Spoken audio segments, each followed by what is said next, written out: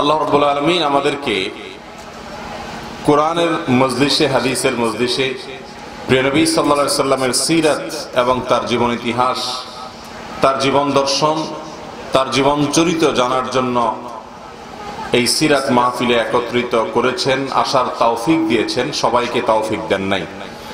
কত শত মানুষ এই মজলিসে আসার তৌফিক পায় নাই। আমরা যারা তৌফিক পেয়েছি, আমরা সবাই আমাদের রবকে, আমাদের মালিককে শুকরিয়া জানাই, আলহামদুলিল্লাহ। মুহতারাম হাজরিন, প্রিয় নবী সাল্লাল্লাহু আলাইহি ওয়াসাল্লাম হলেন আমাদের জীবন আদর্শ, আমাদের জন্য সর্বোত্তম মডেল আল্লাহ তাআলার তরফ থেকে। আল্লাহ বলেছেন, লাকাদ কানা লাকুম ফি রাসূলিল্লাহি উসওয়াতুন হাসানাহ। যে ব্যক্তি আল্লাহ এবং পরকালকে বিশ্বাস করে, আখিরাতে আল্লাহর সামনে দাঁড়াতে হবে, এই ঈমান যার মধ্যে আছে, সে যেন তার জন্য আল্লাহ রাসূলের মাঝে রয়েছে সবচাইতে উত্তম আদর্শ, সবচাইতে উত্তম নমুনা, সবচাইতে উত্তম মিসাল। কিরে ভাই, কি হয়েছে আওয়াজের?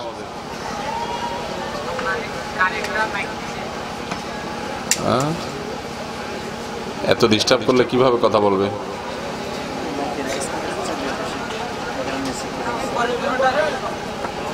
উপরে দুটো দেওয়া হয়েছে? আচ্ছা, ঠিক আছে, এবার ঠিক আছে। জি, মাশাআল্লাহ। সম্মানিত হাজরিন, রজব মাস শেষ হলো এবং শুরু হচ্ছে শাবান। যেহেতু এটা সিরাতের মজলিস, নবী করিম সাল্লাল্লাহু আলাইহি সাল্লামের জীবনী নিয়ে এখানে আলোচনা করার কথা, অতএব তারই ধারাবাহিকতায় শাবান মাসে আমাদের প্রিয় নবী সাল্লাল্লাহু আলাইহি সাল্লাম কি আমল করতেন, এই মাসের কি মর্যাদা, কি ফজিলতের কথা তিনি জানিয়েছেন। একজন ইমানদারের এই মাসের রুটিন কি হবে, এই মাসের কর্মসূচি কি হবে, আমরা কোরআন ও হাদিস থেকে সে বিষয়গুলো আপনাদের সঙ্গে শেয়ার করব। ওয়া মা তাওফীকি ইল্লা বিল্লাহ। মুহতারাম হাজরিন, শাবান মাস যখন আসে, প্রতিটি মুসলমানের অন্তরে রমাদানের যে আবহ, রমাদান মাসের যে পবিত্র পরিবেশ, এটা আমাদের অন্তরে, আমাদের মননে বিরাজ করে। আমাদের অন্তরে রমাদানের যে একটা আবহ, একটা পরিবেশ, সেই পরিবেশটা আমাদের অন্তরে চলে আসে, ঠিক না ঠিক? এই জন্য শাবান মাস হলো রমাদানের আগমনী বার্তাবাহক মাস। যে মাস আমাদেরকে রমজান মাস যে আসছে সেই বার্তা দিয়ে দেয়। এই মাসে নবী করিম সাল্লাল্লাহু আলাইহি ওয়াসাল্লাম কি কি কাজ করতেন, সালাফ এবং পূর্বসূরীরা কি কি কাজ করতেন, কি আমল করতেন, একজন ইমানদার সেটাকে খুঁজে বের করার চেষ্টা করবে।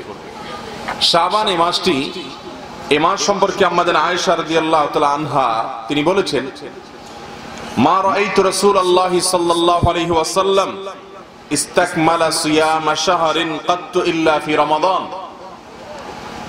ওয়া মা রাআইতুহু আকসারা সিয়ামান ফি শাহরিন ইল্লা শাবান আও কামা ক্বালাত। যার অর্থ হলো, নবী করিম সাল্লাল্লাহু আলাইহি সাল্লামকে আমি দেখতাম শাবান মাস যখন শুরু হতো, শাবান মাস ছাড়া গোটা মাস জুড়ে রোজা রাখার একমাত্র দৃষ্টান্ত এবং নজির ছিল তার জীবনে রমজান মাস। রমজান মাসে গোটা মাস ব্যাপী তিনি রোজা রাখতেন। আর রমজানের পরে যেই মাসে সবচেয়ে বেশি পরিমাণে রোজা রাখতেন প্রিয় নবী সাল্লাল্লাহু আলাইহি সাল্লাম, সে মাসটা ছিল শাবান মাস, যে মাসটা আমরা শুরু করতে যাচ্ছি। এই মাসটিতে নবী করিম সাল্লাল্লাহু আলাইহি সাল্লাম সবচেয়ে বেশি নফল রোজা রাখতেন, সবচেয়ে বেশি রোজা রাখার চেষ্টা করতেন। আর গোটা মাস জুড়ে রোজা, মাসের শুরু থেকে শেষ পর্যন্ত সবগুলো দিন সিয়াম পালন করা, এটা শুধুমাত্র নবী করিম সাল্লাল্লাহু আলাইহি সাল্লাম করতেন রমজান মাস। তো এই যে শাবান মাস, এই শাবান মাসটাতে নবী আলাইহিস সালামের জীবনে এত বেশি রোজা রাখতেন যে অন্য এক বর্ণনায় আমরা জানতে পারি যে কারণ নবী সাল্লাল্লাহু আলাইহি সাল্লাম ইয়াসুমু শাবানা ইল্লা কালিলা, তিনি গোটা শাবানের সামান্য কিছুদিন বাদে, সামান্য কয়েকটা দিন বাদে আর বাকি পুরা শাবান মাসই রোজা রাখতেন। তার মানে শাবান মাসের বেশিরভাগ দিনগুলো তিনি রোজা রাখতেন। আর যে দিনগুলোতে রোজা রাখার ব্যাপারে তার সুন্নাহ হলো, সেটা হলো শাবানের শুরু থেকে নিয়ে একেবারে শেষের দিনগুলোর আগ পর্যন্ত। শাবানের শেষার্ধে অথবা শেষ দশকে অথবা একেবারে শেষের দিনগুলোতে নবী করিম সাল্লাল্লাহু আলাইহি সাল্লাম সাধারণত রোজা রাখতেন না। এই মাসে নবী করিম সাল্লাল্লাহু আলাইহি সাল্লাম এত বেশি নফল রোজা রাখতেন, তার রোজা দেখে নাসাইর এক বর্ণনায় এসেছে উসামা ইবনে যায়েদ রাদিয়াল্লাহু তাআলা আনহু একজন সাহাবী, নবী সাল্লাল্লাহু আলাইহি সাল্লামের অত্যন্ত আদরের সাহাবী, স্নেহের সাহাবী, বয়সে অনেক ছোট ছিলেন। সেই উসামা ইবনে যায়েদ রাদিয়াল্লাহু তাআলা আনহু তিনি নবী করিম সাল্লাল্লাহু আলাইহি সাল্লামকে একবার জিজ্ঞাসা করেছেন যে আল্লাহর রাসূল, আমি আপনাকে এই মাসে সবচেয়ে বেশি নফল রোজা রাখতে দেখি, অন্য কোন মাসে আপনাকে এত নফল রোজা রাখতে দেখি না, এর কারণ কি? কেন আপনি শাবান মাসে এত বেশি পরিমাণে রোজা রাখেন, রহস্য কি? তখন নবী করিম সাল্লাল্লাহু আলাইহি ওয়াসাল্লাম তার এই প্রশ্নের জবাবে বলেছিলেন যে দেখো, আমি এই মাসে নফল রোজা যে রাখি এর প্রথম কারণ হলো যালিকা শাহরুন ইয়াগফুলুন নাসু বাইনা রজব ওয়া রমাদান। শাবান এমন একটা মাস যে মাসের দুই পাশে দুইটা গুরুত্বপূর্ণ মাস, মাঝখানে এই মাসটাতে মানুষ গাফলতিতে বসে থাকে, অলসতা করে, ইবাদত বন্দেগী করে না। শাবানের পরের মাসটা রমজান মাস, রমজান আসছে তখন কোরআন তেলাওয়াত করব, তারাবি পড়ব, রোজা রাখবো, দোয়া দরুদ করব, অনেক আমল করব, এই আশায় শাবান মাসে তেমন কিছু করা হয় না, যে রমজান তো আসছেই আমলের মাস, তখন তো করবই। এই জন্য শাবান মাসে মানুষ অলস থাকে। আবার শাবানের আগের মাসটা হলো রজব মাস, সেই রজব মাসে সম্মানিত 4 মাস হওয়ার কারণে এই মাসে পাপাচার থেকে বেঁচে থাকা ইমানদারের কাজ। যদিও আমাদের সমাজে আজকাল রজব মাস বা সম্মানিত যে 4টা মাস, সে মাসগুলা কখন আসে আর কখন যায় সে বিষয়ে আমাদের বেশিরভাগ মানুষের তেমন কোনো খোঁজ খবর থাকে না। তো এই শাবান মাস, এই মাসটিতে নবী সাল্লাল্লাহু আলাইহি সাল্লাম বেশি রোজা রাখতেন কেন? তার প্রথম কারণ হলো যে তার আগের মাসটা সম্মানিত মাস, রজব মাস, আর পরের মাসটা হলো সাইয়্যিদুশ শুহুর, সকল মাসের সেরা মাস, শ্রেষ্ঠ মাস রমজান মাস। তো এই দুই গুরুত্বপূর্ণ মাসের মাঝখানে শাবান মাসটা বিশেষ কোন বৈশিষ্ট্যের মাস না হওয়ার কারণে, না সম্মানিত মাস, না রমজানের মতো অত মর্যাদার মাস, সেজন্য এই মাসটিতে অনেকে গাফলতি এবং উদাসীনতায়, অলসতায় সে কাটিয়ে দেয়। আর এই জন্য মানুষ যে সময়টাতে আল্লাহর ইবাদত বন্দেগী না করে বরং গাফলতি করে, অলসতা করে, ওই সময় ইবাদতের একটা বিশেষ গুরুত্ব আছে। এই জন্য নবী করিম সাল্লাল্লাহু আলাইহি সাল্লাম এই মাসটাতে, শাবান মাসে নফল রোজা রাখার জন্য বিশেষভাবে যত্নবান হতেন। হাদিসের এই অংশ থেকে আমরা জানলাম যে আমলটা সমাজের কোনো মানুষ করে না, সে আমলটা যদি আপনি করার চেষ্টা করেন, সে আমলটা যদি সমাজে আপনি জিন্দা করার চেষ্টা করেন, যে আমলের ব্যাপারে মানুষ গাফেল, মানুষ উদাসীন, মানুষ অবহেলা করে, মানুষ আত্মভোলা হয়ে থাকে, সেই আমলটা করার চেষ্টা যদি আপনি আমি করি, তাহলে অন্য সাধারণ আমল যেটা সমাজে প্রচলিত আছে ওইটা করার চাইতে অপ্রচলিত আমলটাকে করলে সেটাকে সমাজের মানুষের মধ্যে প্রচলন দেওয়া, জিন্দা করা, মুর্দা সুন্নাত, যে সুন্নাত হারায় গেছে সেই সুন্নাতটাকে জিন্দা করার নিয়তে যদি আপনি আমল করেন কোনো আমল, তাহলে সাধারণ প্রচলিত আমলের চাইতে ওই আমলটা করার কারণে আল্লাহর কাছে সওয়াব এবং বিনিময় বেশি পাওয়া যাবে ইনশাআল্লাহ।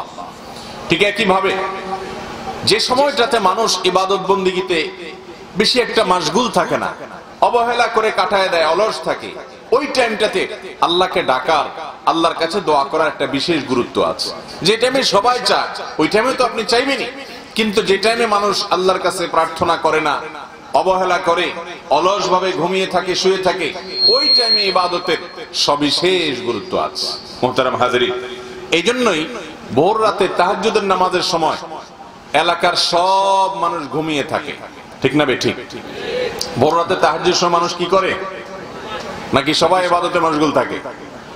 সমাজের খুব হাতে গোনা কিছু আল্লাহর প্রিয় মানুষেরা দাঁড়িয়ে আল্লাহর ভয়ে দাঁড়িয়ে যায়, খাউফান ওয়া তামাআ, আল্লাহর ভয়ে এবং আল্লাহর কাছ থেকে পুরস্কার পাওয়ার আশায়। এই মানুষগুলোর সংখ্যা সমাজে অনেক কম। তাহাজ্জুদ গুজার, ভোর রাতে উঠে তাহাজ্জুদ পড়নেওয়ালা মানুষের সংখ্যা সমাজে বেশি না কম? এই টাইমে বেশিরভাগ মানুষ যেহেতু শুয়ে থাকে, অলস ভাবে সময়টাকে কাটায়, ঘুমিয়ে থাকে, অবচেতন থাকে, এই জন্য এই টাইমে যদি কেউ উঠে দাঁড়ায়, যেহেতু দুনিয়ার আসমানে আল্লাহ রাব্বুল আলামিন নেমে আসেন, এই জন্য এই টাইমে কেউ দোয়া করলে নামাজ পড়লে সে আল্লাহর যত নৈকট্য অর্জন করতে পারবে, অন্য কোন সময় আল্লাহর ইবাদত বন্দেগী করলে, আল্লাহর কাছে দোয়া করলে, প্রার্থনা করলে এত বেশি নৈকট্য অর্জন করা সম্ভব না। কথা কি বুঝাতে পারছি? এই জন্য শাবান মাসের এই আমলটির গুরুত্ব কেন বেশি? কারণ এই মাসে মানুষ সাধারণত গাফেল থাকে, আর গাফেল থাকা মাসটাতে আপনার আমার প্রিয় নবী সাল্লাল্লাহু আলাইহি সাল্লামের সিরাত ছিল, তার জীবনী, তার জীবন আদর্শ ছিল যে তিনি এই মাসে নফল রোজা বেশি রাখতেন, যেহেতু মানুষ অবহেলা করে। একজন লোক, গরিব মানুষ, রিকশাওয়ালা মানুষ, অভাবী মানুষ, অশিক্ষিত মানুষ, তাকে সমাজের বেশিরভাগ মানুষ সাধারণত সালাম দেয় না। মসজিদের ইমাম সাহেবকে সবাই সালাম দেয়, খতিব সাহেবকে সবাই সালাম দেয়, নেতা সাহেবকে সবাই সালাম দেয়, মুরব্বী সাহেবকে সবাই সালাম দেয়, কিন্তু এই বেচারা রিকশাওয়ালাকে, গরিব মানুষকে, দিন মজুরকে, খেটে খাওয়া মানুষটাকে বেশিরভাগ মানুষ সালাম দেয় না। আপনি যদি সেজন্য ওই লোকটাকে আরো বেশি করে গিয়ে সালাম দেন, শ্রদ্ধা প্রদর্শন করেন, মহাব্বত প্রদর্শন করেন, তাহলে এই যে অবহেলিত একজন মানুষকে গুরুত্ব দেওয়ার কারণে আপনি সাধারণ মানুষকে সালাম দিলে যে সওয়াব পেতেন, এই লোকটাকে সালাম দিলে তার চাইতে বেশি সওয়াব পাবেন ইনশাআল্লাহ। কথা কি বুঝাইতে পারছি? এই জন্য আমাদের নবী করিম সাল্লাল্লাহু আলাইহি সাল্লাম শাবান মাসে বেশি বেশি নফল রোজা রাখার চেষ্টা করতেন। ভাইরা আমার, আমরা যারা এই মজলিসে আছি প্রত্যেকে নিজেকে একবার জিজ্ঞাসা করি, শাবান মাস আমাদের প্রত্যেকের জীবনে এসেছে, আল্লাহ হায়াতে বাঁচায় রাখলে আবারও আসবে। কারোর জীবনে 20 বার, 30 বার, 40 বার, এক একজনের জীবনে এক এক সংখ্যক বার এসেছে। যার হায়াত যত বছর, যার বয়স যত বছর, তার জীবনে এই মাসটা বছরে ততবার এসেছে। ঠিক না বেঠিক? শাবান মাসে গোটা মাসের বেশিরভাগ দিন, অথবা অন্তত 10-15 দিন, অথবা কিছুদিন এই মাসে নফল রোজার মাস হিসাবে আপনি আমি রোজা রাখার চেষ্টা করেছি। এমন মানুষ কতজন আছি আমরা? অনেক বেশি না কম? কম। হয়তো হাত তুললে বললে 1-2টা হাত তোলাও কঠিন হয়ে যাবে, কারণ আমরা জানিও না, আলোচনাও নাই সমাজে।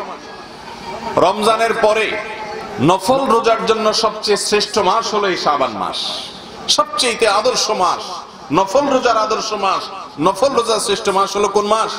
এই শাবান মাস। যদিও আরেকটি হাদিস পাওয়া যায়, যে হাদিসটি বর্ণিত হয়েছে নবী করিম সাল্লাল্লাহু আলাইহি সাল্লাম থেকে, সে হাদিস থেকে জানা যায় যে নফল রোজার ব্যাপারে নবী সাল্লাল্লাহু আলাইহি সাল্লাম বলেছেন, আফদালুস সিয়ামি বা'দা রমাদান শাহরুল্লাহিল মুহাররম।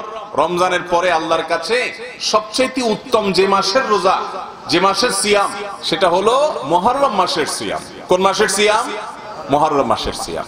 এই মাসের সিয়ামটা আল্লাহর কাছে রমজানের পরে সবচাইতে শ্রেষ্ঠ এবং মর্যাদাপূর্ণ।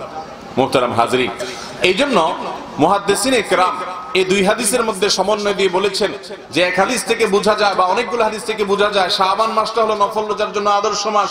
আবার অন্য হাদিস থেকে বোঝা যায় মুহররম মাস হলো রমজানের পরে নফল রোজার জন্য আদর্শ মাস। তাহলে কোনটা সঠিক?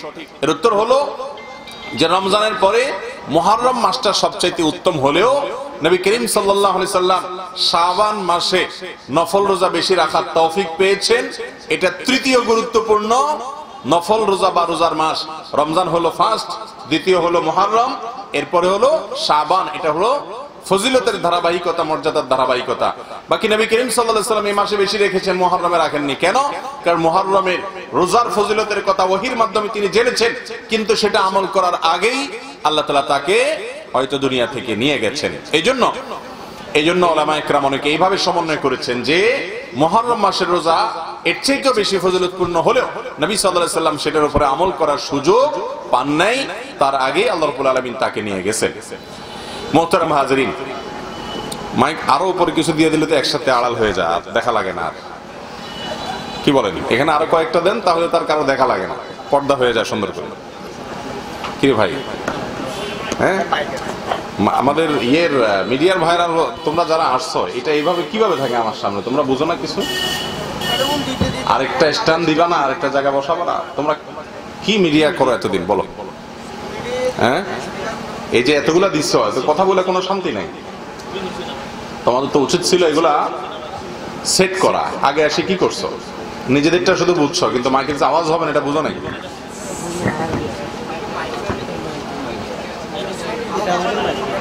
আওয়াজ আছে এটা দেখো, এটাতে কোনো আওয়াজই তো নাই, কোনো আওয়াজ নাই নাকি? এটাতে কোনো আওয়াজই নেই। বাইরে আওয়াজ নেই বলেন। আপনাদের সাউন্ড সিস্টেম ভালো না তো। আরে বাবা, এটাতে আওয়াজই তো নাই, সিঙ্গেল আর ডাবল দিয়ে কি করবা তুমি? ও চালু না করছো দে না,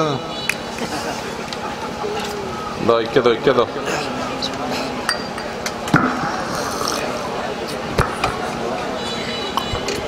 এত সময় হয়েছে আপনারা মাইকটাও চেক করেন নাই।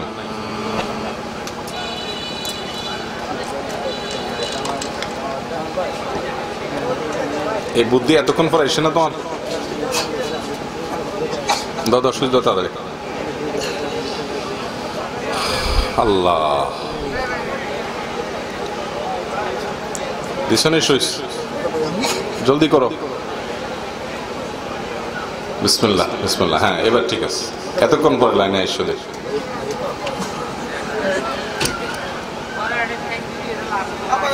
এই ভাই, তোমার এটা কি করো? চুপ করো, এটা কোনো কাম করানো যাবে?